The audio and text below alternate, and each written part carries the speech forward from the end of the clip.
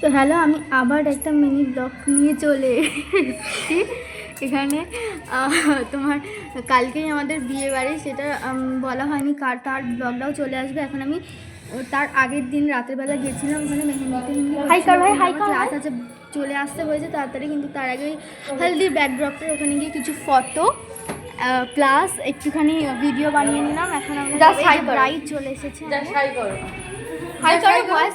ব্রাইডকেই বলছি একটু হাই করে দিতে।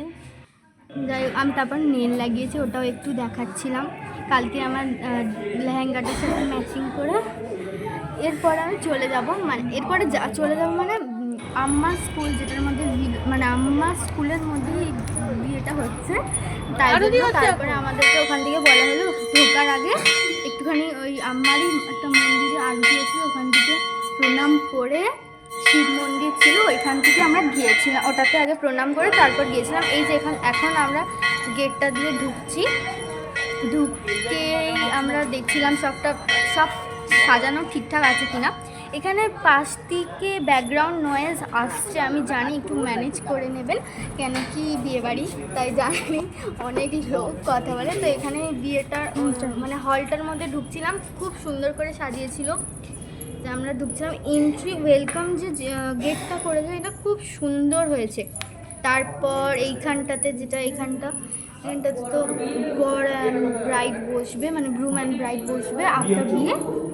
তার আগে শুধু বর বসবে, আর কোণের জায়গা উপরে ছিল, এখানটাতে বর বসবে তো, আর বিয়ের পর দুজনেই বসবে। তারপরে যেটা দেখাবো ওটা হচ্ছে কি মণ্ডপ, যেখানে অ্যাকচুয়াল বিয়েটা হবে, মানে এই যে ওখানে পিছনে আম্মার ছবিটা দেখা যাচ্ছে, ওইখানটাতেই বিয়ে হবে, মানে ছাদনাতলা যেটাকে আমরা বলছি।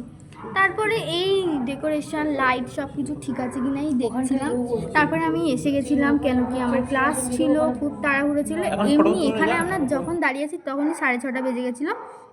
তারপরে এলাম, তারপরে এখানটা হচ্ছে কি স্টার্টার আইটেম যেটা বসবো, ওইখানে ছবিগুলো আমি একটু অ্যাড করে দিয়েছি, কেন কি ওটার বেশি ভিডিও আমার নেওয়া হয়নি। এইখানটা নিয়েছিলাম কেন খুব সুন্দর লাগছিলো, তারপরে আবার ভিডিওটা নিয়েছি। এখানটাতে খাওয়া দাওয়া, আর এইখানটাতে হচ্ছে গিয়ে স্টার্টার বসবে, আর ওখানটাতে যেটা আগে দেখালাম ওটা বুফে, এখানটাতে স্টার্টার থাকবে সব আইটেমগুলো। এখানটা বরঞ্চ খুব সুন্দর সাজিয়েছে, মানে আমার তো এই জায়গাটাই বেশি ভালো লেগেছে।